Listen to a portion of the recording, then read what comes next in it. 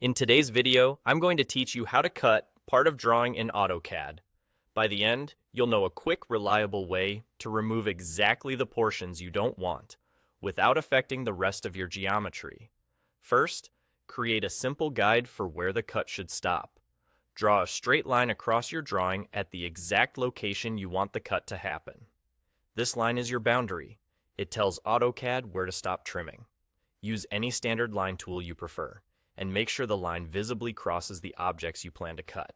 Zoom in if needed, so the line clearly intersects the geometry.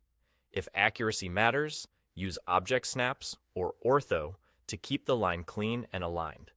The clearer this boundary is, the cleaner your trim results will be. Next, activate the trim command. The fastest way is to type trim and press space or enter. When trim is active, your cursor becomes a tool for cutting away portions of objects that run into a boundary, such as the line you just drew. If you're using a recent version of AutoCAD, trim is in quick mode by default, which means you can start trimming right away. Now, choose how you want to trim. For precise control, click directly on the individual segments you want to remove. Make sure you click on the side of the boundary you want gone. You'll see the extra pieces disappear instantly.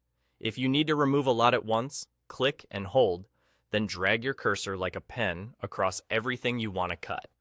As your cursor sweeps over lines, arcs, or polylines, anything it touches on the discard side will be trimmed. This is a fast, efficient way to clean up busy areas. As you work, notice that the trim command stops exactly at your drawn cut line. That's the boundary doing its job. If a piece doesn't trim, it usually means the object doesn't quite reach the boundary.